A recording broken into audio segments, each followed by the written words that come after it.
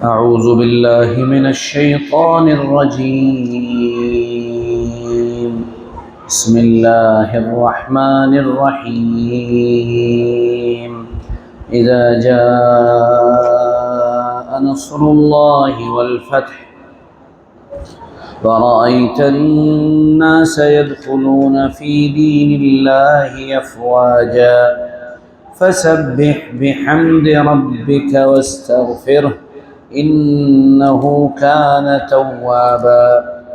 وقال تعالى: تبت يدا أبي لهب وتب ما أغنى عنه ماله وما كسب سيصلى نارا ذات لهب وامرأته حمالة الحطب في جيدها حبل من مسد. بسم الله الرحمن الرحيم. قل هو الله أحد الله الصمد لم يلد ولم يولد ولم يكن له كفوا أحد.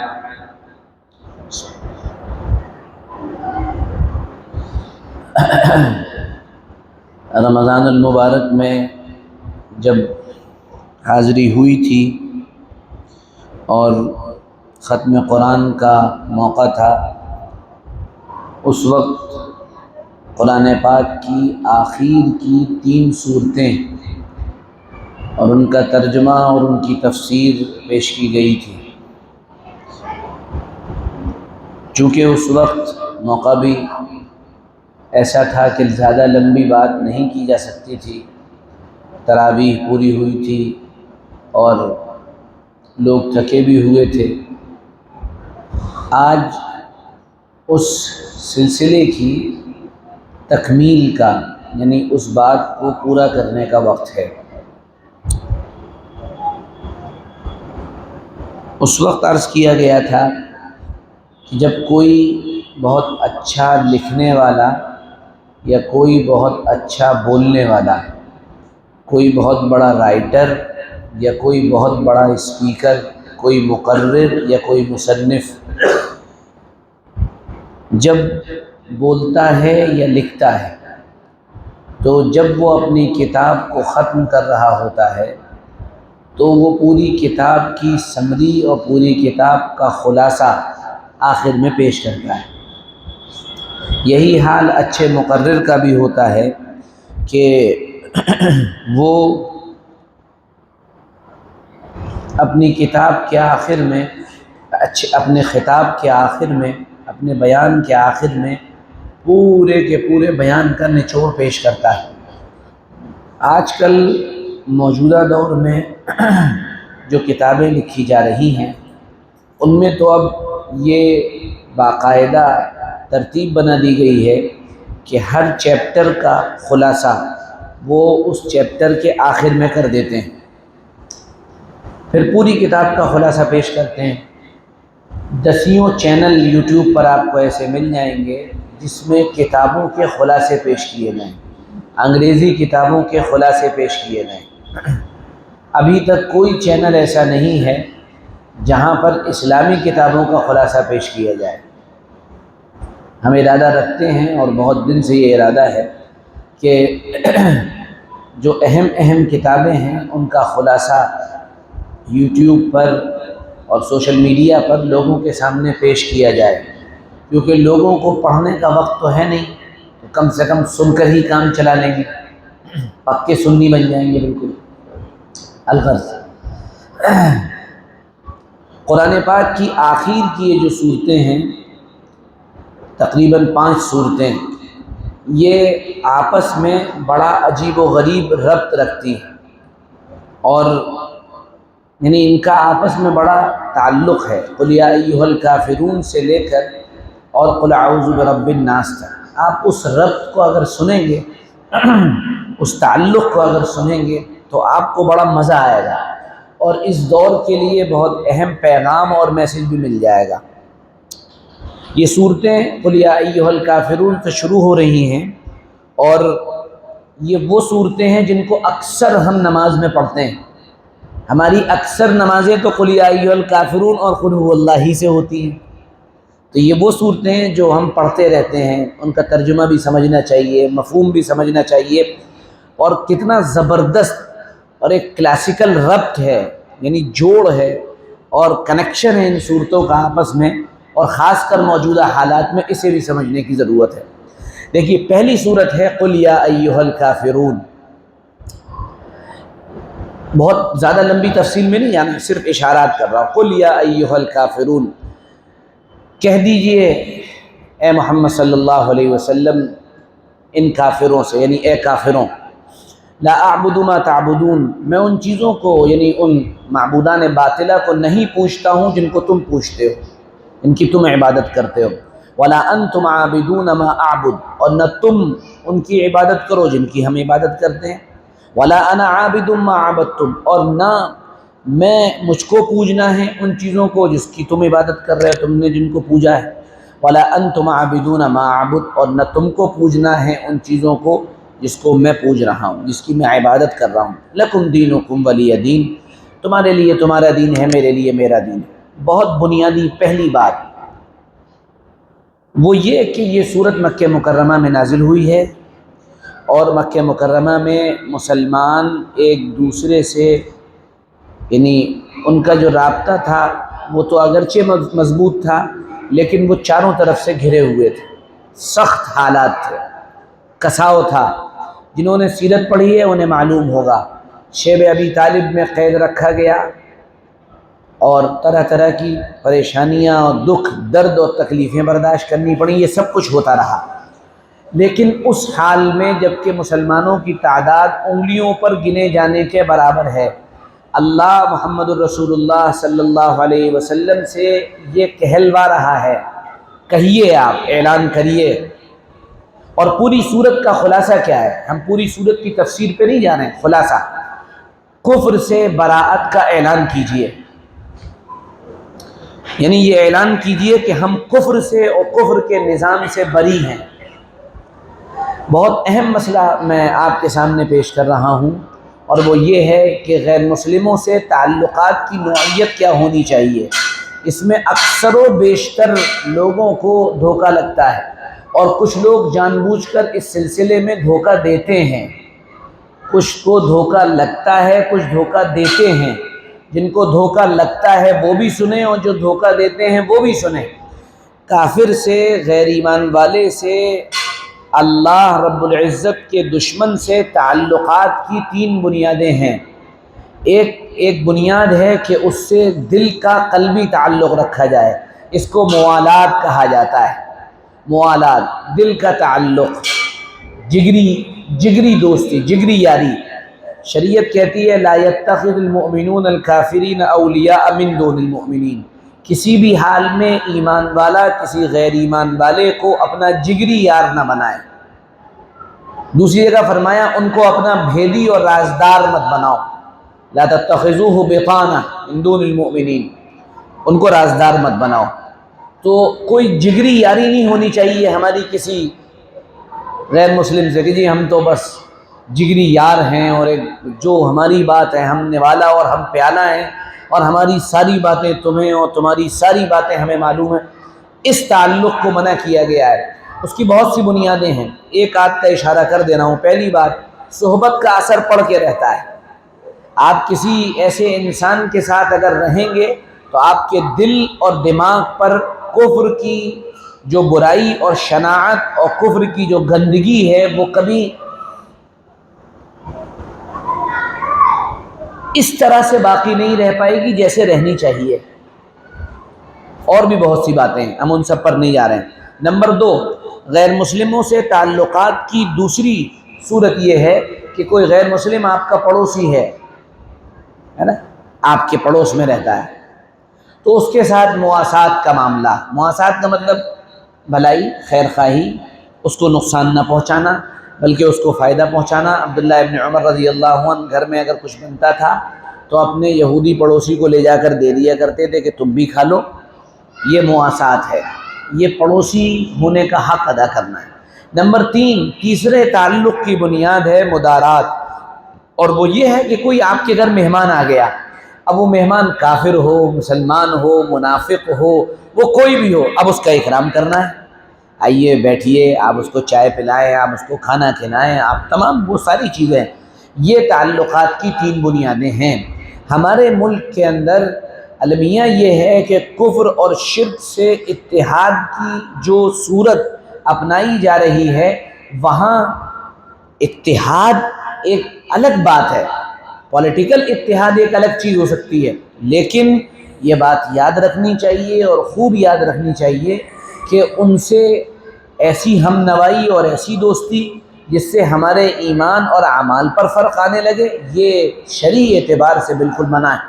اور اس صورت میں اعلان کروایا گیا ہے، اعلان کریے، کہیے، دو ٹوک انداز میں کہیے کہ ہم تمام ان چیزوں سے بری ہیں جو تم کرتے ہو۔ مولانا علی میاں ندوی رحمۃ اللہ علیہ کا بڑا زبردست جملہ ہے، بہت زبردست جملہ ہے کہ اپنی نئی نسل کو، الفاظ آگے پیچھے ہو سکتے ہیں، اپنی نئی نسل کو کفر اور شرک کی برائی اور شناعت سمجھائیے۔ ہمارے یہاں کفر اور شرک کی برائی یہ ابھی اندر نہیں اتری ہے، اور وجہ یہ ہے کہ ہمارے بہت سے ایسے حضرات ہیں وہ سیکولرزم کی بات جو بولتے ہیں، اس کے نتیجے میں کفر اور شرک کی برائی گویا کہ لوگوں کے سامنے نہیں آ پاتی۔ اور المیہ یہ ہے کہ اگر یہ کہا جائے کہ گاندھی کو کافر کہو تو وہ کافر نہیں کہہ پاتے ہیں، ان کے منہ سے گاندھی کے لیے کافر کا لفظ نہیں نکلتا ہے، ڈرتے ہیں، گھبراتے ہیں، سیکولر طبقہ ناراض ہو جائے گا۔ نہیں، غلط بات، یہ دین کی واضح اور صحیح ترجمانی نہیں ہے، یہ دین کی صحیح ترجمانی نہیں ہے۔ ہاں ٹھیک ہے، تعلق اپنی جگہ پر، وہ ساری چیزیں، اور آپ کی سوچ و فکر اپنی جگہ پر، لیکن کفر سے براءت کا اعلان یہ ضروری ہے۔ اور دیکھیے، میں بار بار زور دے کر یہ بات اس لیے کہہ رہا ہوں کہ قل یا ایھا الکافرون کے بعد کون سی صورت آ رہی ہے؟ اذا جاء نصر اللہ والفتح۔ آخر میں کیا کہا گیا ہے؟ لکم دینکم ولی دین، تمہارے لیے تمہارا دین، ہمارے لیے ہمارا دین۔ تم ہمیں کافر کہو، کوئی بات نہیں، بہت مبارکباد، ہم تمہیں کافر کہیں، کوئی بات نہیں، تم مرا حاجی بگویم، میں تورا حاجی بگو، تم مجھے حاجی کہو، میں تمہیں حاجی کہوں، ایسے ہی میں تمہیں کافر کہوں، تم مجھے کافر کہو، حرج کی کیا بات ہے؟ اس میں ڈرنے کی کوئی بات ہی نہیں ہے۔ بہت سے لوگ کافر کا لفظ استعمال کرنے سے ڈرتے ہیں، بہت سے لوگ ایسے بھی ہیں جو سوشل میڈیا پر کفر کا لفظ بولنے سے ڈرتے ہیں، اور جب ان سے اعتراض کیا جائے کہ کافر کا لفظ غیر مسلموں کو برا لگتا ہے، آپ اس کا استعمال مت کیجئے، ہم کو بھی بہت سے الفاظ برے لگتے ہیں، آپ بھی اس کا استعمال ترک کر دیجئے، ہم کو شراب بری لگتی ہے، آپ شراب چھوڑ دیجئے، ہم کو گانجا اور چرس اور اسمیک اور افیم اور سگریٹ یہ برا لگتا ہے، اس کو چھوڑ دیجئے، آپ نہیں چھوڑیں گے، ہم بھی نہیں چھوڑ رہے ہیں، ہم آپ کی باتوں کا انکار کرتے ہیں، آپ ہمیں کافر کہیے، اور آپ ہماری باتوں کا انکار کرتے ہیں، آپ ہمیں کافر کہیں، ہم آپ کی باتوں کا انکار کرتے ہیں، آپ ہمیں، کوئی مسئلہ ہی نہیں ہے، تم ہمیں کافر کہو، ہم تمہیں کافر کہیں، بات ختم۔ یہ بات میں اتنی زور دے کر اس لیے کہہ رہا ہوں کہ اس وقت کا سب سے بڑا مسئلہ، میں ابھی حیدرآباد کے سفر سے لوٹا ہوں، جو کہ بہرحال کسی حد تک مسلمانوں کی ثقافت کا ایک مرکز کہلاتا ہے اس وقت پورے ملک میں، وہاں کی بھی صورتحال کوئی بہت اچھی نہیں ہے، یعنی وہاں بھی اسکولوں میں، کالجوں میں باقاعدہ وہ کفریہ اور شرکیہ نعرے لگوائے جا رہے ہیں، اور ہم اپنے بچوں کو بھیج رہے ہیں، اور یہی ہمارا بھی المیہ ہے، ہم بھی اپنے بچوں کو وہیں بھیج رہے ہیں، کام اس سے چلنے والا نہیں ہے۔ لکم دینکم ولی دین کا اعلان ہے، اور اس کے بعد اذا جاء نصر اللہ ہے، کفر اور شرک سے برات کا اعلان نہیں ہوگا تو اذا جاء نصر اللہ نہیں ہوگی، اللہ کی مدد نہیں آئے گی۔ یہ بڑا زبردست ربط ہے، اذا جاء نصر اللہ والفتح، جب اللہ کی مدد آ گئی۔ سورتوں کا ربط دیکھیے، پہلے قل یا ایھا الکافرون، کفر سے براءت کا اعلان کروایا گیا، پھر کہا گیا اذا جاء نصر اللہ، اب اللہ کی مدد آ جائے گی، اور جب اللہ کی مدد آئے گی تو پھر آپے سے باہر مت ہونا، تم دیکھو گے لوگ دین کے اندر داخل ہو رہے ہیں، ابھی تو کفر سے اور شرک سے براءت کا اعلان ہی نہیں ہے، اس کی گندگی ہی لوگوں کے سامنے نہیں ہے، اس کی برائی لوگوں کے سامنے نہیں ہے۔ مولانا علی میاں کا جملہ عجیب و غریب ہے، فرماتے ہیں کفر اور شرک کو اپنے بچوں کے سامنے گھنونی شکل میں پیش کرو، جیسے یہ کوئی بڑی گھنونی گندی چیز ہے، پیشاب اور پخانے کی طرح گندی چیز ہے، بہت گندی. جیسے آپ پیشاب و پخانہ کوئی دیکھتا ہے خوب میں پخانہ کیا سبحان اللہ، کوئی دیکھتا ہے ایسے؟ بلکہ وہاں کراہت بدبو ہوتی ہے، وہاں سے نکلتا ہے. حتیٰ کہ اپنے پخانے کی بدبو آدمی کو محسوس ہو تو بھی نکلتا ہے. کیا گندگی! ایسے ہی کفر اور شرک گندی، گھنونی، بری، بہت ہی، یعنی ناک منہ چڑھ جانے چاہیے. استغفر اللہ. ومن یشرک باللہ فکأنما خر من السماء، جس نے اللہ کے ساتھ شرک کیا آسمان سے پھینک دیا گیا، پتہ نہیں کہاں جا کے گر جائے. قرآن کی تعبیرات آپ دیکھیے، قرآن سب سے زیادہ جس چیز پر ناراضگی دکھاتا ہے وہ کفر و شرک ہے، ظلم کہتا ہے قرآن سے. میں مضمون دوسرا سوچ کر آیا تھا بولنے کے لیے، لیکن میں نے سوچا اس کی تکمیل کی جائے، بہت ضروری ہے، بڑا کنفیوژن ہے. آپ کی دکان پہ کسٹمر آتا ہے، بہت اچھی بات ہے، آئیے تشریف لائیے، بیٹھیے، چائے پیجیے. یہ کاروباری تعلقات ہیں. چائے پیجیے، کولڈ ڈرنک پیجیے، کچھ کھا لیجیے، مرغا بھی لے لیجیے، اگر آپ کھاتے ہیں کھائیے. ایک ہمارا جینی دوست تھا، جینی، تو بقرعید کے دن جو ہے ایک دن پہلے کہنے لگا کہ وہ سعدی بھائی ایسا ہے کہ سنا کل بقرعید ہے. میں نے کہا، کہنے ہیں کہ کچھ کھانے پینے کو مل جائے گا. میں نے کہا استقبال، آئیے تشریف لائیے، ضرور آئیے. تو وہ آیا، اور اب گوشت میں تو اللہ نے مزہ ہی ایسا رکھا ہے، قدرتی چیز ہے، اللہ کی بنائی ہوئی چیز ہے، اور پھر بکرے کا ہو تو سبحان اللہ. اب وہ کھانے کے لیے بیٹھا، اب کھاتا جا رہا ہے. میں کسی دھرم پہ یقین نہیں رکھتا ہوں سعدی بھائی، میں یہ سب باتیں نہیں مانتا ہوں. میں کہتا ہوں بس سب چیزیں کھانی چاہیے، کھا رہا ہے نا، تو یہ ایک فطری بات ہے. خیر بہرحال، تو جب لوگ دین میں داخل ہوں، یعنی ادھر تو کفر کے گھنونے پن کو بیان کیا گیا، لکم دینکم، جیسے ہم لوگ کہتے ہیں ارے بھائی جاؤ یار اپنا کام کرو یار، تمہارے لیے تمہارا دین، ہمارے لیے ہمارا دین، اپنا کام کرو. یہ بالکل ایسی تعبیر ہے. اب اللہ کی مدد آ گئی، جب اللہ کی مدد آئے گی تو کیا ہوگا؟ لوگ آئیں گے آپ کے پاس، یدخلون فی دین اللہ افواجا، لوگ آئیں گے. جب آئیں لوگ تو پھر اوقات سے باہر نہیں ہونا ہے، اپنا کمال نہیں سمجھنا ہے، بلکہ حضور کی سیرت پر آپ نگاہ رکھیں گے تو فتح مکہ کے موقع پر آپ کی سواری مکہ مکرمہ میں داخل ہوتی جا رہی ہے، اور آپ فرما رہے ہیں الحمدللہ وحدہ، سر جھکا ہوا ہے. پیچھے جو صحابی دیکھنے والے ہیں وہ فرما رہے ہیں کجاوا جو ہوتا ہے، جو اتنا اٹھا ہوا ہوتا ہے، اتنا آپ نے دیکھا ہوگا کجاوا، اونٹ کا کوہان، اس کے بیچ میں سے ایسے بنایا جاتا ہے اور اتنا اٹھا ہوتا ہے، اتنا، یعنی اس میں اگر سر لگانا ہو تو آدمی کو جھکنا پڑے گا ایسے کر. تو حضور کا سر مبارک اور داڑھی مبارک ایسے کر کے جھکی جا رہی ہے، یعنی اپنے کسی کمال کا انکار ہے، اور فرما رہے ہیں الحمدللہ وحدہ، تمام تعریف صرف اللہ کے لیے، ایک اللہ کے لیے. نصر عبدہ، جس نے اپنے بندے محمد الرسول اللہ کی مدد کی. اپنے آپ کو بندہ کہہ رہے ہیں، یہ نہیں کہا نصر رسولہ کہ اس نے اپنے رسول کی مدد کی یا اپنے نبی کی مدد کی، نہیں، اپنے بندے کی مدد کی. وحزم الاحزاب وحدہ، یہ جو لشکر ہارے ہیں انہیں ہم نے نہیں ہرایا، انہیں اللہ نے ہرایا ہے. یہ استحضار رہے، اور پھر اس کے بعد اللہ کی طرف توجہ رہے، استغفار رہے. فسبح بحمد ربک واستغفر انہ کان توابا، لگاتار استغفار ہو، اللہ ہم سے کچھ نہیں ہوا، سب کچھ آپ نے کیا ہے، سب کچھ آپ ہی کی طرف سے. جب یہ ہو جائے گا کفر، آپ یہ ربط دیکھیے گا آپس میں، بس میں یہی بتا رہا ہوں پورے درس میں. قل یا ایھا الکافرون، کفر سے برات کا اعلان. اذا جاء نصر اللہ، اللہ کی مدد آ گئی. جب اللہ کی مدد آئی تو کیا ہوا؟ تبت یدا ابی لہب وتب، ابو لہب کے ہاتھ ٹوٹ گئے، ہے نا، اور ابو لہب بھی ٹوٹ گیا، وہ بھی ٹوٹ گیا، اس کے ہاتھ بھی ٹوٹ گئے. کیا بتانا مقصود ہے؟ کفر اور کفر کی لیڈرشپ کو اللہ توڑ دے گا، کفر کی لیڈرشپ ٹوٹ جائے گی. ابو لہب اس دور میں کفر کا سب سے بڑا لیڈر تھا. ابو جہل تھے، ابو لہب، ابو سفیان، یہ سارے کے سارے بڑے لیڈر تھے. لیکن قرآن کیا کہہ رہا ہے؟ جب وہ اوپر والے جو کام ہوا، اللہ کی مدد آئی اور ابو لہب کے ہاتھ ٹوٹ گئے، یعنی وہ کفر اور شرک کی جو لیڈرشپ ہے اللہ اسے توڑے گا، اور صرف انہیں نہیں توڑے گا، معاونین کو بھی توڑے گا. وَامْرَأَتُهُ حَمَّالَةَ الْحَطَبِ، اس کی عورت بھی نہیں بچی، ام جمیل، وہ لکڑیاں اٹھا اٹھا کر لاتی تھی جو مفسرین نے واقعہ لکھا ہے، اس کا پیر پھسلا، وہ گری، اس کی گردن میں پھندا لگا اور وہ مر گئی۔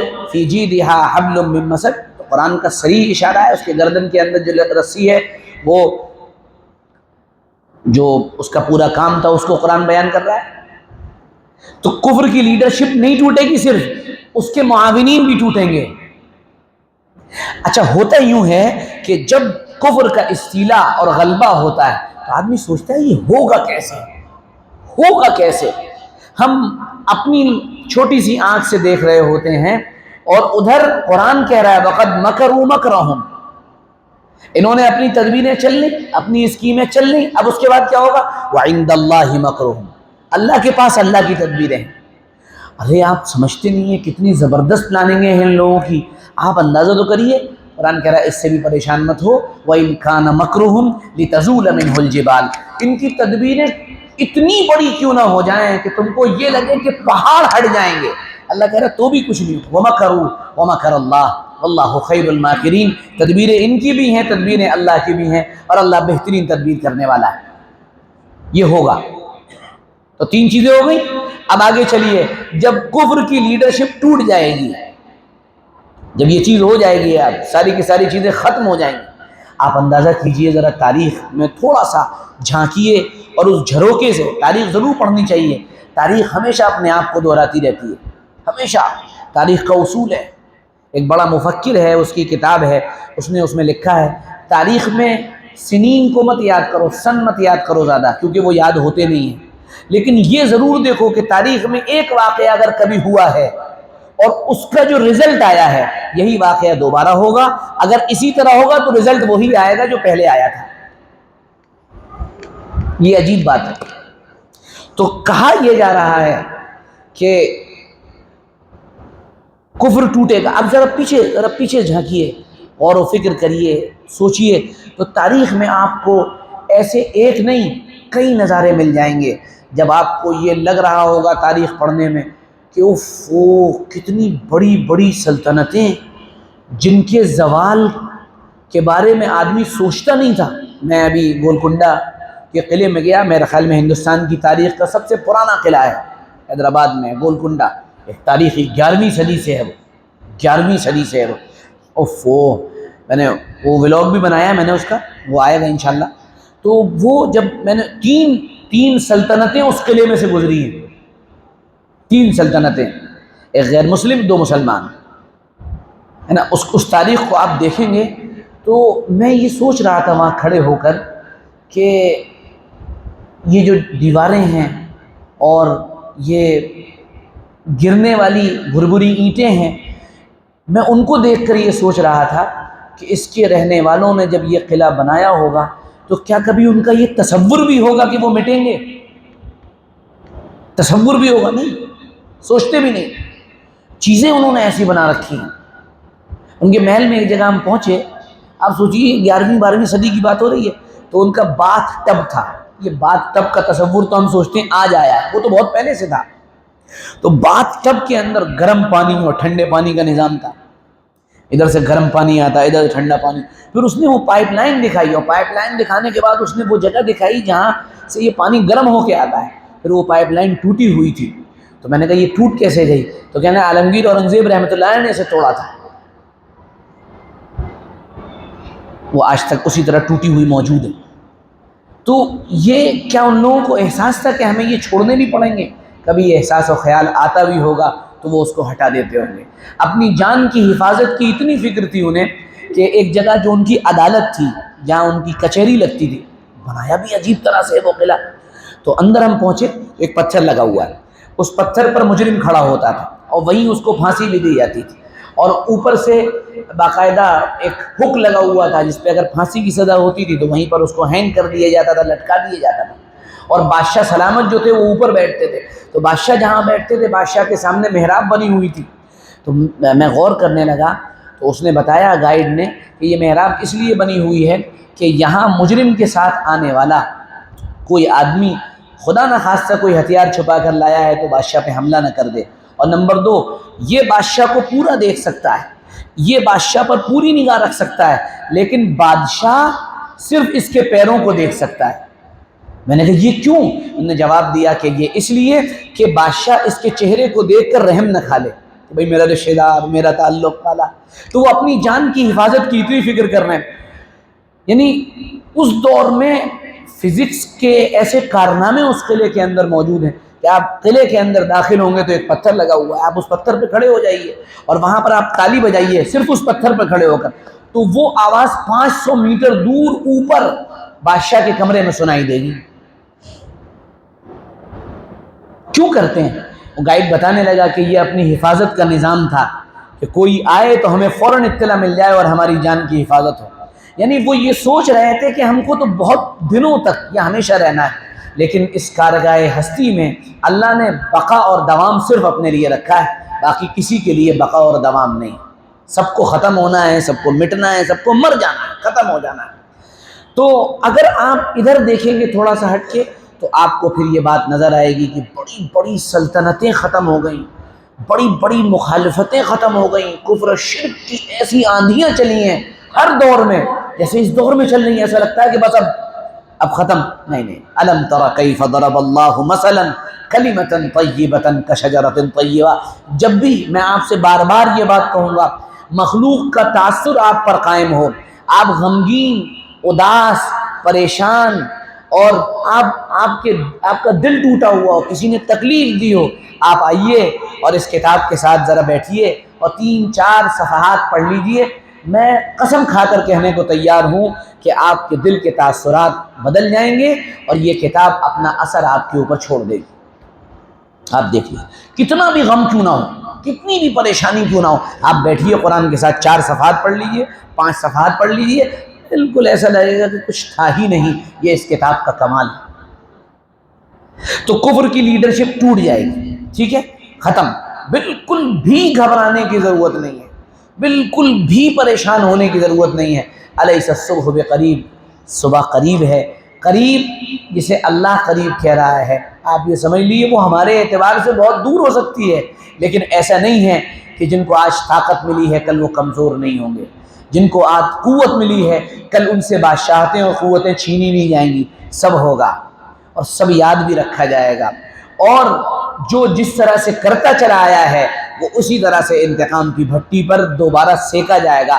ہم زندہ رہیں تو ہم دیکھیں گے، نہیں تو ہماری اولادیں دیکھیں گی، ہمارے لیے تو مسئلہ ہی کوئی نہیں ہے نا۔ تو اس لیے بالکل بھی پریشان ہونے کی ضرورت نہیں ہے، لیکن وہ کام کرنے کی ضرورت ہے۔ قل یا ایھا الکافرون اس دور کا سب سے اہم کام ہے کفر و شرک سے برات کا اعلان، سب سے ضروری کام، سب سے اہم کام۔ مولانا علی میاں ندوی رحمۃ اللہ علیہ فرمایا کرتے تھے، میری پوری نسل جاہل رہ جائے کوئی بات نہیں، میں کفر و شرک اپنے بچوں کو نہیں پڑھا سکتا ہوں، میں پوری نسل کو نکال لوں گا۔ اس لیے یہ ہمارے مدارس یہ قابل قدر ہے نا، یہاں تو ایمان اور توحید کی تعلیم دی جاتی ہے۔ میں ہر مدرسے والے، ہر ذمہ دار سے کہوں گا، جب آپ کی کلاسز شروع ہوں، جب آپ کا درجہ شروع ہو، اس درجے میں بیٹھ کر 5 سے 10 منٹ صحیح عقائد کی تعلیم کیجیے، ان کو صحیح عقیدہ بتاتے رہیے، اور اس میں بنیادی طور پر کفر و شرک سے براءت، اللہ کی وحدانیت، مرنے کے بعد کی زندگی، اس زندگی کی ناپائیداری، آخرت کی کامیابی کی اہمیت، یہ بار بار بتائیے۔ امام زین العابدین کے بارے میں لکھا ہے، اپنے بچوں کو جب سکھاتے تھے کلمہ لا الہ الا اللہ محمد الرسول اللہ، یہی نہیں رکتے تھے بلکہ یہ کہتے تھے، یہ کہو کہ اللہ ایک ہے اور محمد صلی اللہ علیہ وسلم اللہ کے رسول ہیں، اور کہو اور انکار کرو میں ہر طاغوت کا، ہر اللہ کے ساتھ شریک کی جانے والی چیز کا انکار کرتا ہوں، اس سے برات کا اعلان کرتا ہوں۔ ورنہ اگر اسی طرح سے حلوے پوریاں چلتے رہے نا، اور جو ہے آپ سب چیزیں ملی نہیں، رلگڈم رہی ہماری زبان میں، سب یہ بھی ہیں، آئیے آپ بھی آ جائیے، اور موقع ملا تو تلک بھی لگا لیجیے، موقع ملا تو جو ہے تھوڑا سا سیکولر بن جائیے کیونکہ الیکشن کا موقع ہے، چادر بھی چڑھا دیجیے، تھوڑا سا موقع مل جائے تو ہاتھ بھی جوڑ لیے، تھوڑا سا موقع مل جائے تو جھک بھی جائیے، سب نگو کر لیے، کچھ نہیں ہونے والا ہے، پھر حالات نہیں بدلیں گے۔ ترتیب میں نے آپ کو بتا دی، اور جب یہ ہو جائے گا تو پھر اللہ رب العزت کی وحدانیت کا اور اس کی کبریائی کا اور اس کی صمدیت کا اعلان ہو، قل هو اللہ احد۔ جب کفر اور اس کی لیڈرشپ ٹوٹے گی تو پھر نغمہ توحید سے یہ سرزمین بلکہ دنیا کی ہر جگہ یہ منور ہو جائے گی۔ قل هو اللہ احد، اللہ کی توحید اور اس کی بڑائی اور اس کی کبریائی اور اس کی عظمت، یہ اس کا ڈنکا چاروں طرف گویا کہ پیٹے گا۔ رمضان المبارک میں نے یہ مضمون آپ کے سامنے اس وقت بیان کیا تھا، اور اسی سے متعلق مضامین میں اعتکاف میں بیان کرتا رہا۔ ایک صاحب میرے پاس آئے، بڑے اچھے تاجر ہیں اور بڑے اچھے سمجھدار آدمی ہیں، اور وہ مولانا سجاد نعمانی صاحب زیدہ مجدوم سے بیت ہیں۔ تو میرے پاس آ کے کہنے لگے کہ مولانا آپ نے جو ختم قرآن کے موقع پر ہمارے بیٹے کا قرآن پورا ہوا تھا، کہنے اس پر جو مضمون بیان کیا تھا قل یا ایھا الکافرون اور توحید اور رسالت، اور اس پر کہنے یہی مضامین لگاتار مولانا سجاد صاحب بیان کر رہے ہیں، تو کیا آپ ان کو سن کر بیان کر رہے ہیں؟ میں نے کہا بھائی میرے پاس سننے کا وقت ہی نہیں، میں کسی کی ویڈیو کلپ نہیں سن پاتا، وقت ہی نہیں ہے میرے پاس۔ ہاں البتہ مجھے خوشی یہ ہوئی کہ جو چیزیں ہمارے بزرگوں کے ذہنوں میں آ رہی ہیں، ہم جیسے ناچیز طالب علموں کے ذہن میں بھی وہی چیز آ رہی ہے، الحمدللہ رب العالمین۔ بہت اہمیت ہے، میں پھر کہہ رہا ہوں، بہت اہمیت، بہت اہمیت، بہت اہمیت۔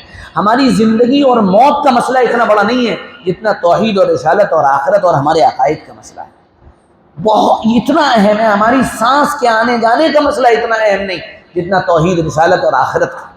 اس لیے بار بار میں آپ کے سامنے کہتا ہوں، بار بار اس بات کا تذکرہ کیجئے اور ان سب چیزوں سے بیزاری کا اظہار کیجئے۔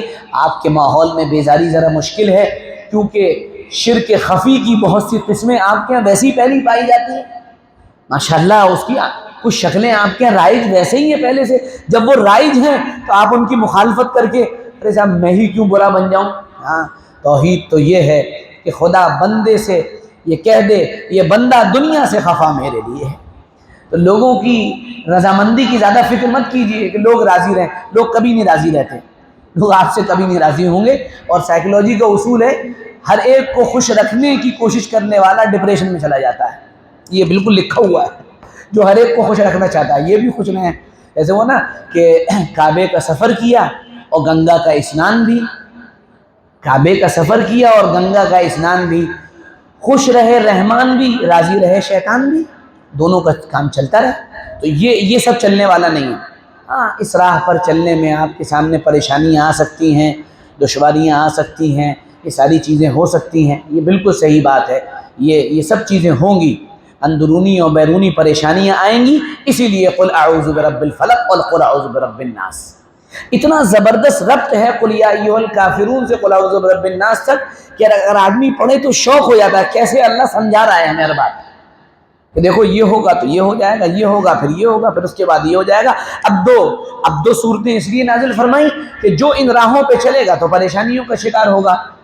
آپ کیا سمجھتے ہیں آپ دین کا کام بھی کریں اور حلوے پوریاں ہی ملیں، آپ کو گالیاں نہیں ملیں؟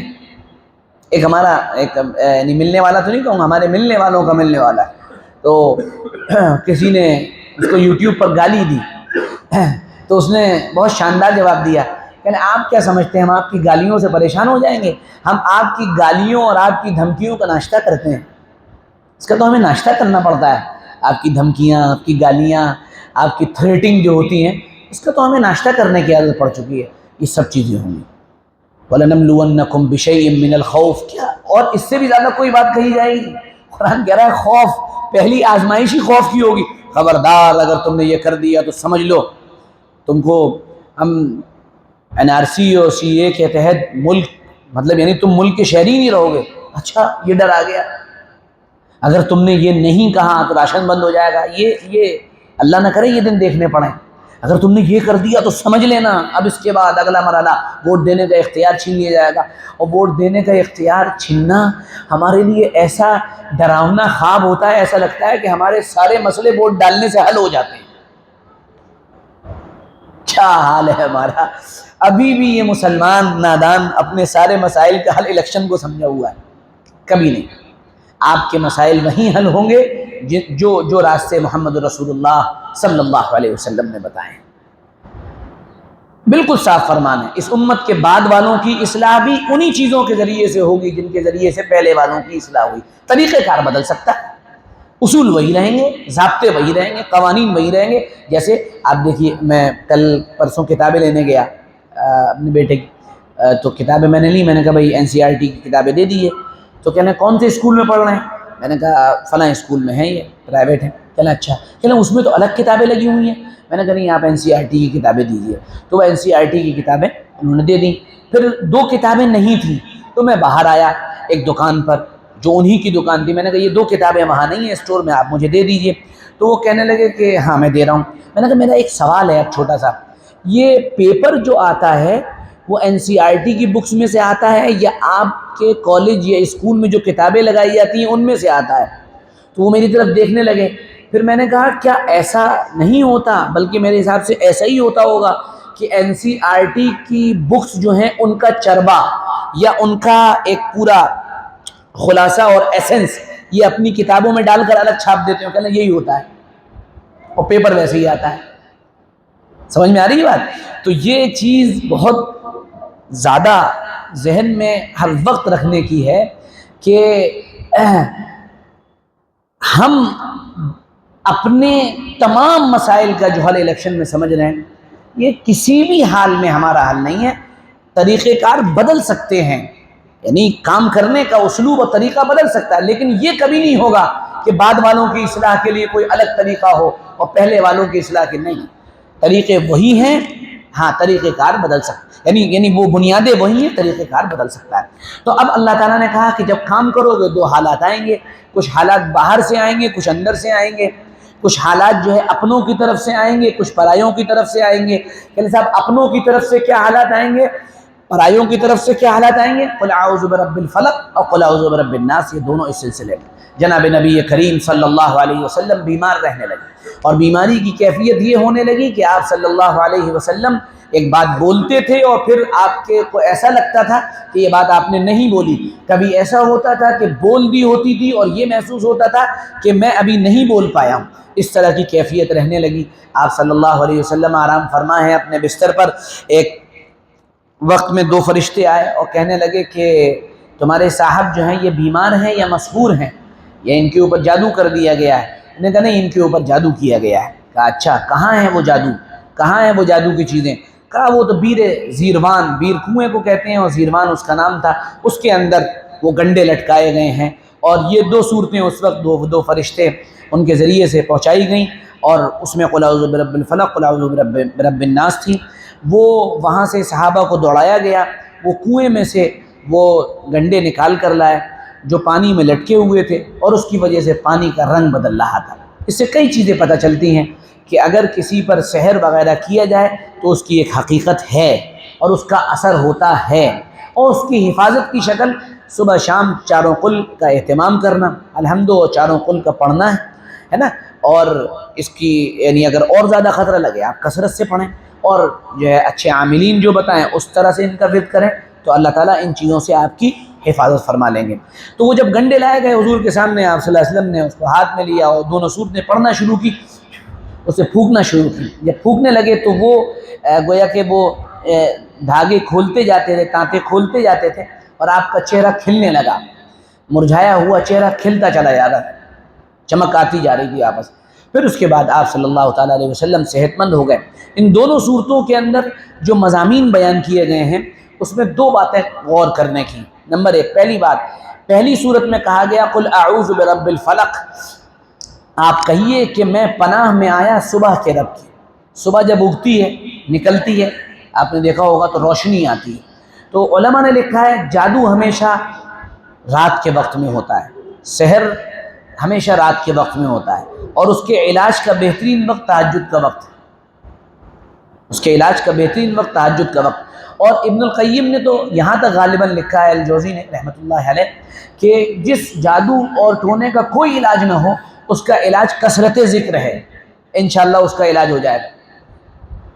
تو کہیے میں پناہ میں آیا صبح کے رب کی. ایک اشارہ اور ہو گیا اور وہ یہ کہ پناہ صرف اللہ کے ہاں ملے گی، نہ پیر صاحب کے ہاں، نہ بابا صاحب کے ہاں، نہ کسی سیاستدان کے ہاں، نہ کسی عہدے والے کے ہاں، نہ کسی کرسی والے کے ہاں، نہ سیٹھ صاحب کے ہاں، نہ پیسے والے کے ہاں، نہ کوئی بہت بڑا منتری ہے اس کے ہاں، نہ سنتری صاحب کے ہاں. نہیں، قل اعوذ برب الفلق، کہیے میں پناہ میں آیا صبح کے رب کی.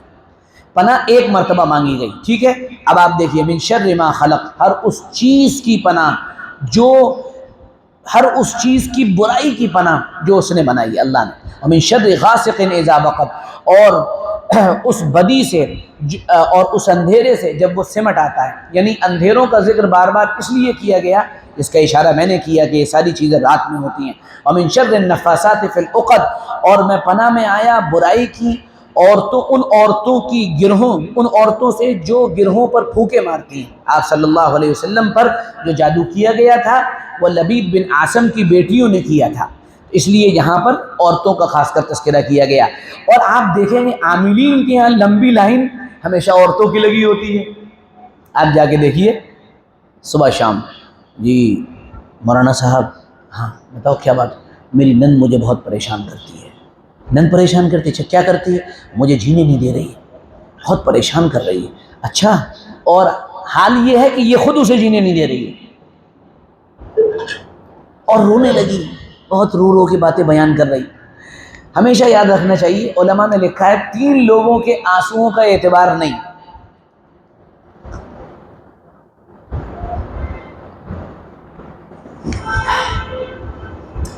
جن کی شادی نہ ہو وہ غور سے سنیں، نہیں ہوئی غور سے سنیں، جن کی ہو گئی ہے وہ کچھ نہیں کر سکتے ہیں، وہ مجبور ہیں، وہ فرقہ جبریہ میں شامل ہیں، مجبور محض، کچھ کر ہی نہیں سکتے ہیں۔ نمبر 1 پہلا فرماتے ہیں کہ شیعہ جو روئے اس کا کوئی اعتبار نہیں۔ دیکھو ہوگا 10 محرم ابھی آنے والی، اب روئے گا یا حسین ہم نہ ہوئے، تم ہی تو تھے وہاں، تو تم ہی تھے، اس کے رونے کا اعتبار۔ نمبر 2 کوئی پیر اگر بہت زیادہ رو رہا ہے اس کے بھی رونے کا اعتبار نہیں۔ دیکھو سب پر یہ بات منطبق مت کر دینا، ہاں پتہ چلے تم سب پہ ہی فٹ کر دو یہ بات جا کے۔ بہت سے اچھے لوگ ہوتے ہیں، اللہ کے نیک بندے ہیں، وہ رو رہے ہوتے ہیں۔ نمبر 3 عورت کے رونے کا کوئی اعتبار نہیں۔ اور دیکھو میں ایک بڑے تجربے کی بات بتا رہا ہوں، جب شادی ہوتی ہے تو شروع میں عورت سب سے زیادہ یہ ہتھ کنڈا استعمال کرتی ہے، اور ہر نوجوان جس کی ہو گئی ہے اسے تجربہ ہے، جس کی ہوگی اسے یہ تجربہ ہوگا، اور جب ہوگا تب تو مجھے یاد کرو گے، ہے نا؟ بالکل صحیح بات۔ آخری جو حربہ ہوتا ہے نا، کسی دن آپ بیٹھے ہوں گے بہت اچھے موڈ میں بیٹھے ہوئے ہیں، ایسا لگے گا ماشاءاللہ اچھی باتیں چل رہی ہیں، چائے وائے چل رہی ہے، ایک دم سے بڑا برا منہ بنا کے عورت کہی اچھا ایک بات بتائیے۔ ہاں بتاؤ کیا بات؟ ہم مر جائیں گے تو آپ دوسری شادی کریں گے؟ ہاں بالکل کریں گے، کیوں نہیں کریں گے؟ ارے آپ کیسی بات کر رہے ہیں، آپ کو ہم سے بالکل بھی محبت نہیں، اور رونا شروع کر دے گی۔ ہماری مائیں بہنیں اگر سن نہیں ہوں تو چونکہ انہوں نے کیا ہے اس لیے کوئی بات ہی نہیں، یہ کیا ہی ہوگا، یہ ہو ہی نہیں سکتا کہ نہ کیا ہو۔ 99.99%، ایک آدھ کوئی بچا، پرانی بیچاری عورتیں تھیں وہ بچی ہوں گی، ان کے مزاج میں خدمت گزاری اور یہ سب چیزیں ہوتی، نئی کوئی لڑکی یا ہماری بہن نہیں بچی ہوگی، ٹھیک ہے۔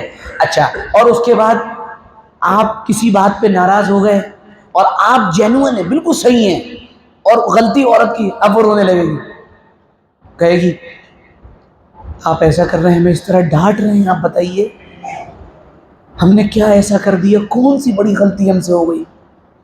اب اس وقت اگر آپ نرم پڑ گئے ساری زندگی کا کھیل بگڑ جائے، اس لیے عورت کے رونے کا اعتبار نہیں بالکل بھی۔ دیکھو یہ بھی قاعدہ ہر جگہ منطبق نہیں ہوتا ہے، اکثری قاعدہ ہے، کلی نہیں ہے، اکثر و بیشتر۔ اس لیے میں ہر نوجوان کو ہوشیار کر رہا ہوں، بیویئر، ہر آدمی ہوشیار ہو جائے، جن کی شادی ہونے والی وہ زیادہ ہوشیار ہو جائے، ٹھیک ہے۔ چلیے آگے چلیے، تو یہاں پر جو کہا گیا من شر النفاثات فی العقد، اکثر عاملوں کے یہاں، اکثر میں ایک وہاں سے سفر سے واپس آ رہا تھا ابا کے ساتھ ہمارے، تو ایک صاحب کا فون آیا، کہنا وہ حضرت ملنا ہے آپ سے۔ ابا نے کہا کہ میں فلاں ٹرین سے اتر رہا ہوں، تم ایک کام کرو، تم گاڑی لے کے آ جاؤ، مجھے فیروز آباد چھوڑ دو، تمہارا کام بھی ہو جائے گا۔ کہنا ٹھیک ہے۔ تو وہ صاحب گاڑی لے کے آئے اور اپنی بیگم کو بھی بیٹھا لائے ساتھ میں، ایک کے ساتھ ایک فری۔ کوئی بات نہیں، سامان ہم نے رکھ لیا، ہم پیچھے بیٹھ گئے، اور بھائی وہ جو شروع ہوئی ہیں بولنا، سبحان اللہ، جو سنانا شروع کیے، جو اپنی ساس کی برائی شروع کی ہے، اور جو اپنے ساس کے چولہے نکالنا شروع کیے ہیں۔ تو ابا نے کہا تم اتنی دیر سے بول رہی ہو، یہ بتاؤ تمہارا شوہر کتنا اچھا ہے؟ کہ نہیں یہ تو بہت اچھے ہیں، بہت اچھے ہیں، میرے بڑی فکر کرتے ہیں۔ میں نے کہا پھر؟ یہ اسی کا تو بیٹا ہے، تم تھوڑا برداشت کرو، صبر سے کام لو۔ پھر شروع ہو گئی۔ ابا نے کہا اپنے شوہر کی رعایت کرو۔ کہہ رہے نہیں حضرت ویسے یہ تو بہت اچھے ہیں، ابھی انہوں نے مجھے 1 کلو سونا دیا ہے۔ 1 کلو سیب کا جوس نہیں، انار کا جوس نہیں، سونا، 1 کلو سونا دیا ہے انہوں نے۔ اور اس کی اماں کے ساتھ وہ برا سلوک، وہ بری باتیں۔ ابا نے کہا دیکھو یہ کتنے اچھے، تم خدمت کرو ان کی ماں۔ اوہو کل مجھے ایک صاحب کی بات پتہ چلی، مجھے ایسا لگا جیسے آرے چل گئے سینے۔ میں ان کے گھر گیا تھا ایک مرتبہ، تو وہ کہنے لگے کہ اپنے بچوں کو ہڑکا کے رکھنا چاہیے، بہت سختی سے رکھنا چاہیے۔ میں نے کہا یہ آپ کا اصول ہوگا، میرا تو نہیں ہے یہ اصول۔ کہہ رہے نہیں بہت ہڑکا کے رکھنا چاہیے۔ میں نے کہا زیادہ اگر ہڑکاتا ہے آدمی نا تو جب بچہ بڑا ہوتا ہے تو کہتا ہے اچھا ایسا ہے بہت ہو گیا، چپ رہو، سمجھے؟ ہاں اب اپنا کام آپ نے جی لی اپنی زندگی، اب ہمیں جینے دو۔ یہ غلط ہے نا کہ بغاوت ہے اپنے باپ سے۔ کہہ رہے نہیں ایسا نہیں ہوتا ہے، ہمارے ابا کا بڑا روب ہے، ہمارے ابا ایسے۔ 1 درجن بھائی بہن ہیں وہ لوگ، تقریباً 1 درجن ہیں، 12 ہیں میرے خیال میں۔ تو مجھے کل ان کے ابا کی ایک بات پتہ چلی، میں آپ کو کیا بتاؤں، رات میں کروٹ بدلتے بدلتے مجھے یاد آ رہی، بڑا نیک آدمی، بڑا شریف آدمی، بہت یعنی دینی اعتبار سے بڑا محنت کرنے والا آدمی۔ بیٹے کے ساتھ رہتے ہیں، بیٹے کی بیوی نے کہہ دیا آپ کی خدمت کی ذمہ داری میرے اوپر ہے، آپ کے باپ کی نہیں ہے۔ یہ جو صاحب ہیں بیچارے بوڑھے ہیں، ان کی بیوی مر گئی۔ اپنے ہاتھ سے بڑھاپے میں کپڑے دھوتا ہے بیچارہ، اور آگے سنیے کھانا بہو بنا کے نہیں دیتی، بیٹیوں کے یہاں سے آتا ہے، اور اگر نہ منگا پائے بیچارہ یا کوئی بھیجنے والا نہ ہو تو اس دن بھوکے۔ تو بھیا یہ بڑی ٹیڑھی ڈگر ہے نا، بڑی ٹیڑھی ڈگر ہے، اس لیے بڑا بچنا چاہیے آدمی کو، اللہ سے بہت پناہ بھی مانگنی چاہیے۔ اور یعنی میں نے پیر ذوالفقار صاحب کی مجلس میں یہ بات سنی ہے کہ اللہ اولاد کے غم سے بچا، اولاد کے غم سے بچا، بڑی عجیب بات ہے، اولاد کے غم سے بچا، بڑی عجیب و غریب دعا ہے، غور کریے گا تو بڑی چیزیں کھلیں گی اس میں۔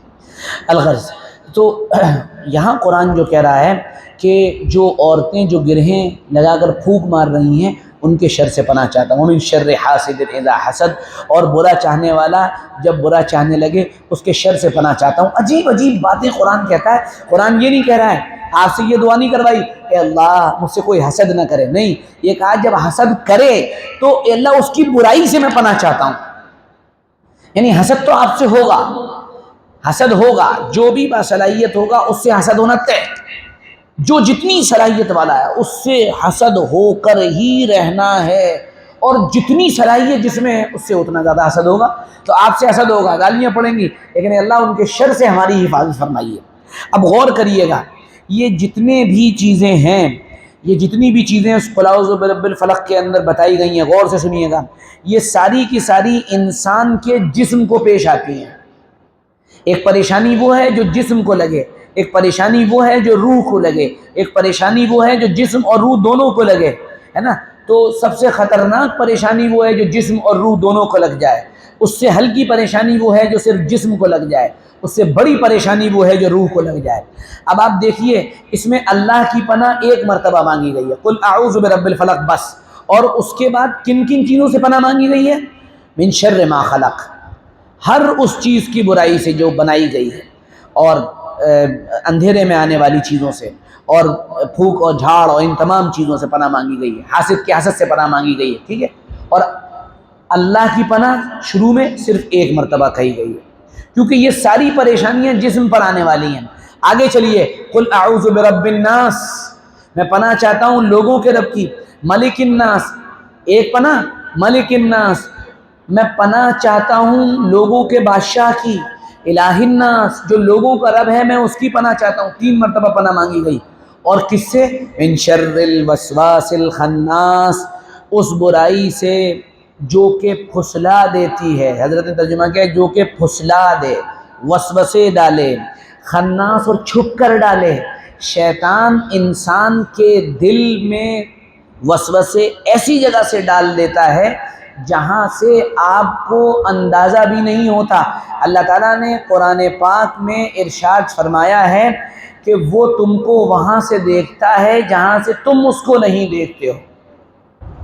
اِنَّهُ يَرَوْنَهُ مِنْ حَيْثُ لَا تَرَوْنَهُ، وہ تم کو وہاں سے دیکھ رہا ہوتا ہے جہاں تم اسے نہیں دیکھ رہے ہوتے ہو۔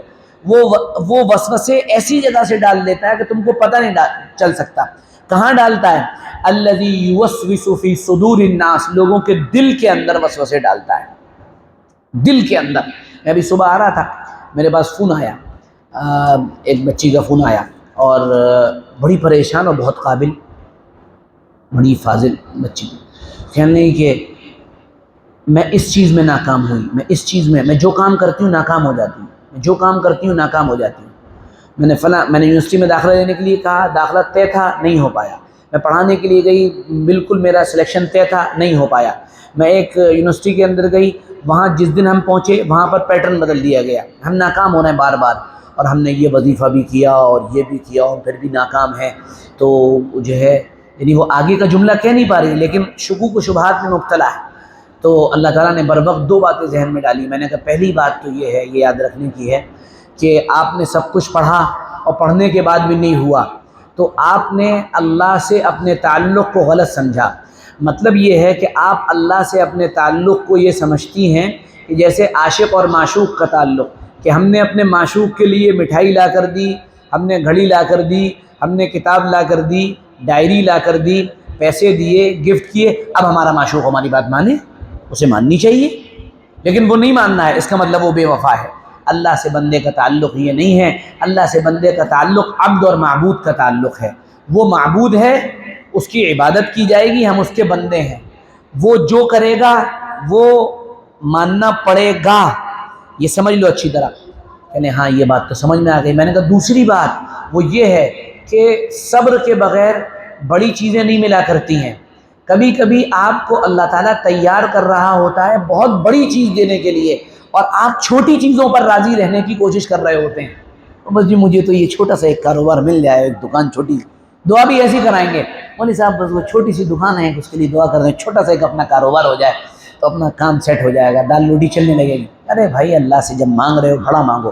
ہم چھوٹا سوچ رہے ہوتے ہیں اور اللہ کی اس پلاننگ میں ایک کوئی بڑی کہانی ہوتی ہے جس کو ہم سوچ بھی نہیں پا رہے ہوتے ہیں، اور اس بڑی چیز کے لیے خدا ہم کو تیار کر رہا ہے، اس کے لیے آزمائشوں سے گزار رہا ہے۔ ہم سمجھ رہے ہیں یہ ہماری پریشانی ہے، یہ مصیبت ہے، اور آج کے دور میں کسی نے کچھ کرا دیا ہے۔ سب سے آسان کام، جس کو کچھ نہیں کرنا ہوتا ہے نا، اس کا پہلا کام یہ ہوتا ہے میرے اوپر کسی نے کچھ کرا دیا۔ کل ایک صاحب آئے، اعلیٰ درجے کا ٹھلوا آدمی، اعلیٰ درجے کا بہت بہترین ٹھلوا آدمی، کچھ کام کرنا نہیں چاہتے، کوئی کام نہیں، بس یہ چاہتے ہیں بیٹھے رہیں اور ملتا رہے۔ کہنے جی مولوی صاحب میں جو ہوں بس بڑا پریشان ہوں۔ کیا ہو گیا؟ کہنے مجھے کسی نے کچھ کرا دیا ہے۔ میں نے کیا کرا دیا آپ کے اوپر؟ کہنے وہ مجھے ایسا محسوس ہوتا ہے کہ میرا بدن جل رہا ہے۔ میں نے کہا اچھا، کہنے بہت الجھن رہتی ہے۔ میں نے کہا تو آپ جو ہے ٹھیلا لگاتے تھے، ٹھیلا لگائیے، سبزیاں بیچیے، صابن بیچیے۔ کہنے وہ دھوپ میں کھڑا نہیں ہوا جاتا، دماغ میرا جلنے لگتا ہے۔ میں نے کہا تو پھر آٹو وغیرہ چلائیے، کچھ یہ کریے، اس میں دماغ تو نہیں جلے گا۔ کہنے بس آپ دعا کر دیجئے میرے لیے۔ تو میری دعا سے کیا ہونے والا ہے؟ یہ آدمی اپنے لیے رکاوٹیں خود پیدا کر رہا ہوتا ہے۔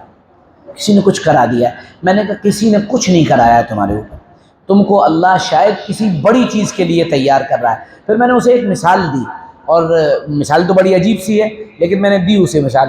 میں نے کہا ہندوستان کے پورو کیپٹن ہیں مہندر سنگھ دھونی، آپ نے ان کے بارے میں کبھی کچھ پڑھا ہے؟ کہنے ہاں میں نے پڑھا ہے۔ کیا پڑھا ہے؟ میں کہنے کہ وہ ایک مرتبہ ریجیکٹ ہوا، 2 مرتبہ ریجیکٹ ہوا، ٹی ٹی بن گیا، فلانا بن گیا، یہ بن گیا۔ میں نے کہا اگر وہ اس وقت یہ سوچ لیتا کہ میرے اوپر کسی نے کچھ کرا دیا ہے، یہ میں ہر جگہ سے ریجیکٹ ہی ہوتا چلا جا رہا ہوں، میں بالکل بیکار ہوں، تو وہ اتنا بڑا آدمی بن پاتا؟ اس کو اتنی مقبولیت مل پاتی؟ کہ ہاں یہ تو بات ہے۔ میں نے کہا تو کبھی کبھی ایسا ہوتا ہے اللہ آپ کو کسی بڑی چیز کے لیے تیار کر رہا ہے، اور اس لیے آپ کو چھوٹی چیز نہیں دے رہا ہے۔ ابھی آپ نے ابا سے کہا ابا وہ میرا دل یہ چاہ رہا ہے کہ میں موبائل لے لوں۔ ابا نے کہا ابھی نہیں، ابھی چھوٹا والا چلاؤ۔ ارے یار میں ابا سے کہتا ہوں مان ہی نہیں رہے ہیں، دلوا ہی نہیں رہے ہیں یار۔ اور باپ کی ایک پلاننگ ہے کہ میرا بیٹا حافظ عالم یہ جو بھی کر رہا ہے وہ ہو جائے گا، اس کو آئی فون دوں گا، اور بچہ اسے کیا سمجھ رہا ہے، مجھے ہر بات میں ریجیکٹ کر دیتے، کوئی توجہ نہیں ہے میرے اوپر، میری کوئی فکر ہی نہیں ہے. یہ آدمی سوچ رہا ہوتا لگاتار، اور ایک دن آتا ہے کہ بچہ حافظ عالم یہ کچھ بھی بن کے آتا ہے، تو اس کا باپ اس کو ایپل 14 دیتا ہے، تو کہتا ہے ارے، پھر دکھاتا پھرتا ہے ایپل 14 ابا نے دیا ہے، ابا نے دیا ہے. تو جو اس کے ساتھ والے قریب رہنے والے ہوتے ہیں وہ کیا کہتے ہیں، تم تو بڑی شکایتیں کر رہے تھے اپنے ابا کی، تمہارے ابا تمہیں سمجھتے نہیں ہیں، انڈرسٹینڈنگ نہیں ہے، اور ان کا مزاج اچھا نہیں ہے، وہ بڑے سخت ٹائپ کے آدمی ہیں. اللہ کی پلاننگ اس سے بھی بہت اوپر کی ہوتی ہے، بہت بڑی پلاننگ ہوتی ہے. ہم کیا سمجھیں اللہ کی ذات کو اور اس کی پلاننگ کو، کہ وہ کس جگہ ہم سے کیا کام لینا چاہتا ہے. اس لیے ہمارے بزرگان دین اکثر یہ بات فرماتے ہیں کہ دیکھو زندگی میں ایک بڑا بنا لو اور پھر اس سے پوچھ کر چلتے رہو، اللہ وقت پر جو کام لینا ہوگا لے لے گا. شاہ عبد القادر رائے پوری رحمۃ اللہ علیہ کے ملفوظات میں بعینی ہی یہی الفاظ موجود ہیں، جو کام وہ بتا کرتے رہو کرتے رہو کرتے رہو کرتے رہو، کام ہو جائے گا. شیخ الحدیث مولانا زکریا رحمۃ اللہ علیہ نے تو واقعہ لکھا ہے، فرمایا کہ ایک آدمی تھا، اس کو پیر بننے کا شوق ہوا، میں پیر بن جاؤں صاحب. اب تھا ڈاکو، انہوں نے کہا بھائی ڈاکہ واقعہ تو اپنے بس میں نہیں رہا، اب پیر بن جاؤں. بہت سے لوگ ایسے ہی سیاسی پیر بھی بن جاتے ہیں، انہوں نے کہا بھائی ڈاکے واقعہ تو ڈال نہیں پائیں گے. اب انہوں نے کہا وائٹ کالر کر کے چوری کریں. وائٹ کالر کی چوری جانتے ہیں آپ کیسی ہوتی ہے، وہ بڑی خوبصورت چوری ہوتی ہے، اس کو آدمی ڈیولپمنٹ کہتا ہے، ڈیولپمنٹ بہت ہو رہا ہے. میں ایک چوری بتاؤں، میں بھی حیدرآباد میں رہتا ہوں، بہت ہی شاندار بات ہوئی وہاں. ایک علاقہ ہے بالکل غیر آباد، آئی ٹی جو پوری سٹی بنی ہے اس سے بھی بہت آگے، لنگم پلی اس کا نام، بالکل غیر آباد، کھیت پڑے ہوئے تھے، اور غالباً برہمنوں کی جگہ تھی. 100 روپے 150 روپے اس کا. ان لوگوں سے بات کی وائٹ کالر والوں نے، انہوں نے کہا یہ جو تمہارا علاقہ ہے، زمین چاہتے ہو مہنگی ہو جائے؟ آپ کیوں نہیں چاہتے، یعنی بس اب ہم جو کہیں وہ کرو. ٹھیک ہے، وہاں پر گورنمنٹ کے 2 پروجیکٹ پاس کیے اور کمپنیز کو انوائٹ کیا کہ یہاں پر ہم یہ 2 پروجیکٹ لگانے جا رہے ہیں، اب اپنے آفیسز کھولیے. 20-25 دن، 1 مہینے میں جو زمین 100 روپے میں کوئی لینے کو تیار نہیں تھا، وہ آج 1 لاکھ روپے میں مل رہی. اسے کہتے ہیں وائٹ کالر چوری. اپنی زمین قیمتی بنانی ہے، آپ گورنمنٹ میں بیٹھے ہوئے وہاں سے روڈ نکال دیا، ختم. سمجھ میں آ رہی بات؟ تو یہ ساری چیزیں دنیا کے اندر چل رہی ہیں. بہرحال الغرض میں عرض یہ کر رہا تھا صرف آپ سے کہ کبھی اللہ آپ کو بہت دوسرے کاموں کے لیے تیار کر رہا ہوتا ہے اور آپ پریشان ہو رہے ہوتے ہیں. اور اس پہ بڑی دلچسپ ایک بات اور بتاؤں، بڑا بہترین تجربہ ہے میرا اپنا ذاتی. میں ایک مرتبہ، یہ کم سے کم 20 سال پہلے کی بات ہے، مجھے خوب یاد ہے. میں چھوٹا تھا تو ابا مجھ سے بہت بات کرتے تھے، خوب مجھے ابا کی صحبت بھی بہت ملی اور بہت بات کرنے کا موقع ملا، اور میں مذاق بھی بہت کر لیتا ہوں ابا سے خوب. سفر میں تو خوب بات چیت ہوتی تھی، 3-4 سال 5 سال ریٹائرمنٹ کے بعد میں نے خوب سفر کیا ابا کے ساتھ. تو ایک دن میں گھر میں بیٹھا ہوا تھا، تو ایسے ہی میں بے تکلف بھی ہوں تو میں ٹیک لگا کے بیٹھا ہوا تھا. ابا بھی ایسے ہی بیٹھے تھے، مجھے کچھ سمجھا رہے تھے. سمجھاتے ہوئے کہنے لگے دیکھو کام کرو، بتا رہے تھے ایسے کام کرو، یہ کام، بہت ساری باتیں بتا رہے تھے. تو میں سوچ رہا تھا، میں ابا کی بات بھی سن رہا تھا اور میرے دماغ میں ایک چیز گھوم رہی تھی. میں سوچ رہا تھا، میں نے کہا یار ابا کہہ رہے ہیں کام کرو، گھر پہ جب بھی کوئی آتا ہے دروازہ بجاتا ہے، وہ ہمارے بڑے بھائی لوگوں کو پوچھتا ہے والے مولانا کہاں ہیں، والے مولانا کہاں، یار ہمیں کوئی پوچھ ہی نہیں رہا ہے، بتا ہم ڈیلے ہیں کیا؟ بالکل. میں یہ سوچ رہا تھا، میرے دماغ میں یہ چل رہا ہے، اور ابا مجھ سے بات کر رہے ہیں دیکھو یہ کام کرو، دیکھو ایسے کرو. اور یہ بات میرے دماغ میں آئی، ایک طرح سے پوز ہوئی، رکی، اور ایک دم سے ابا نے کہا اور دیکھو ایک بات یاد رکھنا، جب آدمی کام کرتا رہتا ہے تو ایک وقت آتا ہے کہ اللہ تعالیٰ لوگوں کے دلوں میں محبت ڈالتے ہیں، اور پھر لوگ اس سے ملنے کے لیے، پھر لوگ اس سے بات کرنے کے لیے، پھر لوگ اس کے پاس آنے کے لیے ٹائم لینے لگتے ہیں. میں سیدھا ہو کے بیٹھ گیا ایک دم سے. میں نے کہا اچھا، تو یہ وہ بات ہے دراصل جس پر ہم کنفیوز رہتے ہیں کہ ابھی ہم کام کر رہے ہیں، ابھی پذیرائی کیوں نہیں ہو رہی ہے. آپ کام کرتے رہیے، اخلاص کے ساتھ لگے رہیے. ایک وقت آتا ہے کہ آپ کی بات سنی جانے لگتی ہے. مولانا طارق جمیل صاحب کا میں بار بار نوجوانوں کے لیے خاص کر یہ بات کہہ رہا ہوں کہ جو کام کر رہے ہیں اگر وہ دین و شریعت کے دائرے میں صحیح ہے، آپ لگے رہیے، آپ ہمت مت آ رہی ہے، وہ آپ اچیو کر لیں گے انشاءاللہ۔ مولانا طارق جمیل صاحب نے اپنا واقعہ بیان کیا تھا نا ایک جگہ، کہتے ہیں کہ میں علاقوں میں اپنا ایسے ہی کام کرتا تھا، تو ایک امیر تھا ہمارا، وہ تبلیغ میں تو جاہل کو بھی امیر کا بنا دیتے، امیر بنا دیتے عالم پر، تو کہنے لگا ہمارا ایسے ہی بیچارہ جاہل تبلیغی امیر تھا، وہ کہنے لگا بات کرتے میں ایسی بات چل رہی تھی، بات چل رہی تھی، تو کہنے لگے طارق جمیل کام کرتا رہے، ایک وقت آئے گا کہ اللہ تعالیٰ ایسے موقع دے گا کہ ملک کا صدر بھی تیری بات سنے گا۔ کہنا یہ بات 1970-72 کی ہے، 72-75 کی بات ہے۔ کہنا اس کے بعد ہم لوگ جو ہے اسلام آباد میں تھے، مشورہ چل رہا تھا، تو مشورے میں طے ہوا کہ صدر فاروق احمد لغاری سے ملاقات کرنی ہے۔ کہنا مشورے میں 3 لوگوں کا نام آیا، اور 3 لوگوں میں ایک نام میرا بھی آیا، کہنا میرا نام بھی آیا، ایک کوئی کرنل حمزہ تھے ان کا نام آیا، ایک صاحب کوئی اور تھے ان کا نام آیا۔ کہنا ہماری گاڑی، وہاں طارق جمیل صاحب تو وہ افسانوی انداز میں بیان کرتے نا، کہنے وہ ہماری گاڑی جب چلی اور وہ چلتے ہی جب صدر کے گیٹ میں داخل ہونے لگی تو وہاں پر جیسے ہی صدر کا گیٹ کھلا تو کرنل حمزہ نے کہا طارق جمیل متکلم تو رہے گا۔ او میرا دماغ 30-35 سال پہلے ملتان کی اس چھوٹی سی مسجد میں پہنچ گیا جہاں وہ ایک میرا امیر مجھ سے کہہ رہا تھا طارق جمیل محنت کرتا رہے، ایک وقت آئے گا ملک کا صدر بھی تیری بات سنے گا۔ تو وہ مولانا اس طرح بیان کرتے ہیں نا امیجنیشن میں، تو بات یہی ہے، آدمی کرتا رہتا ہے کرتا رہتا ہے کرتا رہتا ہے تو پھر ایک وقت آتا ہے کہ اللہ لوگوں کے دلوں کو متوجہ کر دے۔ شرط اخلاص ہے، شرط محنت ہے، شرط کریٹیویٹی ہے، شرط ہمدردی ہے، محبت ہے، پیار، وقت آئے گا سب سنیں گے انشاءاللہ۔ تو آپ جو کر رہے ہیں کبھی گھبرائیں مت، بہت پریشانیاں، بہت الجھنیں، بہت دقتیں، بہت دشواریاں، کلیجے پھٹنے کو ہوں گے، اتنی پریشانیاں آئیں گی، اتنی پریشانیاں، اتنی تکلیفیں، اتنے دکھ درد آپ جھیلیں گے، اور آپ کہہ رہے ہوں گے میں ناکام ہوں، نہیں، یہ اللہ آپ کو تیار کر رہا ہے ایک بہت بڑے، اور دیکھو یہ میری کوئی بات نہیں ہے، کبھی تم مولانا کی کوئی بات سمجھو، قرآن 21ویں پارے میں صراحتاً یہ بات کہہ رہا ہے، بالکل صاف صاف یہ بات کہہ رہا ہے، وَجَعَلْنَاهُمْ أَئِمَّةً يَهْدُونَ بِأَمْرِنَا، امامت کن لوگوں کو ملی؟ آخر میں کہہ رہا ہے لما صبروا، صبر، پیشنس، ٹکے رہنا، خاموشی سے کام کرتے رہنا، وَكَانُوا بِآيَاتِنَا يُوقِنُونَ، یقین ہو کہ تمہیں کامیابی ملے گی۔ ان کاموں میں کبھی کامیابی نہیں ملتی کہ جن میں تمہیں خود ہی شک ہو کہ میں کامیاب ہوں گا بھی کہ نہیں ہوں گا، ایسے لوگ کامیاب نہیں ہوتے ہیں۔ اسی لیے قل اعوذ برب الفلق قل اعوذ برب الناس ہے، اور یہ بات تو میں نے وہاں بھی بیان کی تھی اور پھر یہاں دوہرا دے رہا ہوں کہ جو بہترین مصنف ہوتا ہے لکھنے والا، شروع اور آخر میں ربط باقی رہتا ہے۔ الحمدللہ رب العالمین، وہاں شروع میں کہا گیا تمام کائنات کا رب اللہ ہے، یہاں کہا گیا قل اعوذ برب الناس، پوری انسانیت کا رب اللہ ہے، انسانیت کی ربوبیت کی شکل میں اللہ کو پیش کیا گیا۔ پھر اس کے بعد وہاں آیا الحمدللہ الرحمن الرحیم مالک یوم الدین، یہاں کہا گیا ملک الناس، وہاں آخرت کا مالک، یہاں لوگوں کا مالک، الہ الناس ایاک نعبد و ایاک نستعین، آپ ہی کی عبادت ہے اور آپ ہی سے مدد مانگنا ہے، وہاں یہ کہا گیا، یہاں کہا گیا آپ تمام کائنات کے رب ہیں، سارے لوگوں کے رب ہیں، یہ دونوں کے اندر ربط ہے۔ اور میں یہ امید کرتا ہوں کہ یہ جو ربط میں نے ابھی تفسیر نہیں بیان کی، میں نے ربط بیان کیا ہے، اس کو آپ یاد رکھیں گے۔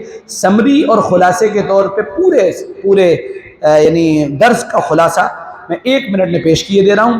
قل یا ایھا الکافرون سے ہم نے بات شروع کی تھی، وہاں سے آخر تک صورتوں کا ربط بیان کیا تھا۔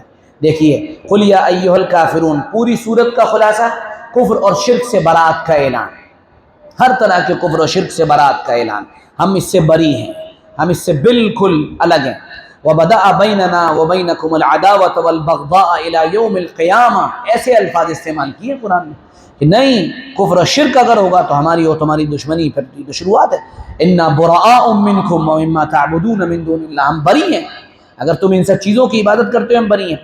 تو پہلی چیز کفر سے برات کا اعلان کرنا پڑے گا، جب یہ اعلان ہوگا اذا جاء نصر اللہ والفتح، تب اللہ کی مدد آئے گی، اور جب اللہ کی مدد آئے گی تبت یدا ابی لہب وتب، تب کفر اور شرک کی لیڈرشپ کو اللہ تعالیٰ توڑ دے گا، اور صرف کفر اور شرک کی لیڈرشپ کو نہیں توڑے گا، ابو لہب بھی مارا گیا اور اس کی بیوی بھی ماری گئی، یعنی کفر اور شرک کی لیڈرشپ اور ان کے ساتھ دینے والے سب کو اللہ تعالیٰ توڑ دے گا۔ اور جب یہ ہو جائے گا تو قل هو اللہ احد ہوگا، اللہ کی توحید کا زمزمہ ایک پورے کے پورے ملک اور علاقے کے اندر گونجنے لگے گا۔ اور کیا ہوگا کہ اللہ الصمد، اللہ بے نیاز ہے، تمہاری یعنی بڑائی کی اللہ کو ضرورت نہیں ہے، تمہارے اللہ کو ایک کہنے کی اللہ کو ضرورت نہیں ہے، بلکہ تم محتاج ہو کہ تم اللہ کی تعریف کرو۔ لم یلد ولم یولد، یہ اللہ کسی سے پیدا نہیں ہوا، نہ اللہ سے کوئی پیدا ہوا، ولم یکن لہ کفوا احد، اور نہ اس کے برابر کوئی ہے۔ اچھا، کیا یہ کیا کہا گیا کہ جب ایسا ہو تو پھر ایک بات یاد رکھنا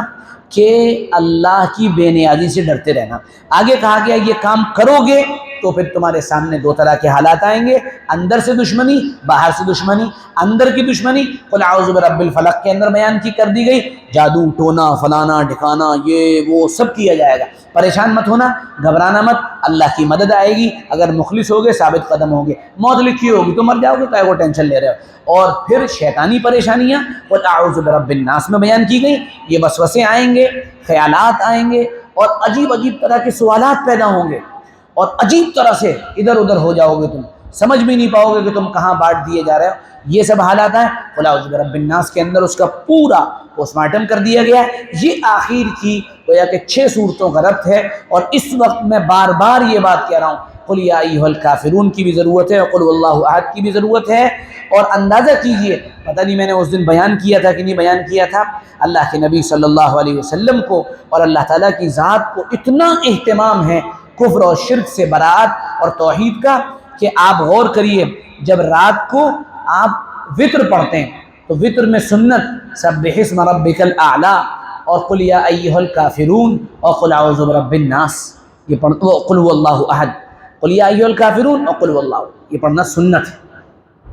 تو سوتے وقت کیا پڑھوایا؟ قل یا ایھا الکافرون، کفر سے برات، شرک سے برات اور اللہ کی توحید۔ اور جب صبح اٹھیں تو دائمی معمول حضور صلی اللہ علیہ وسلم کا تھا، قل یا ایھا الکافرون قل هو اللہ احد، تہجد کی 2 رکعتوں میں بھی اور سنت کی 2 رکعتوں میں بھی، یہی دونوں پڑھنا سنت ہے۔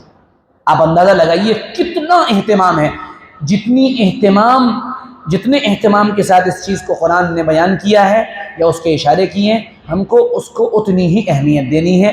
میں درخواست کرتا ہوں اپنے گھروں پر، اپنے بچوں کے سامنے، اپنے مدارس میں لگاتار توحید کو، رسالت کو، آخرت کو بیان کیجیے۔ اور صرف یہی کافی نہیں ہے، کفر اور شرک کے برا ہونے کو، گندا ہونے کو، غلیظ ہونے کو، قبیح ہونے کو، ایک بہت ہی بدبودار چیز کی طرح کفر و شرک کو پیش کریے۔ یہ اس وقت کی سب سے بڑی ضرورت ہے کہ سمجھدار ہیں وہ شاید ان اشاروں کو سمجھ رہے ہیں، اور جن کو سمجھ نہیں ہے ان کے لیے تو پھر کوئی بھی اشارہ کافی نہیں ہے۔ اللہ سے دعا ہے، اللہ سے درخواست ہے، اللہ ہماری نسلوں کو دین پر اور ایمان پر قائم و دائم رکھے، اور اپنے کرم سے کفر اور شرک کی شناعت اور برائی ہمارے نسلوں کے اندر اللہ تعالیٰ پیدا فرمائے، اور دین و ایمان پر استقامت ہمیں، ہماری نسلوں کو نصیب فرمائے۔ وآخر دعوانا الحمدللہ رب العالمین۔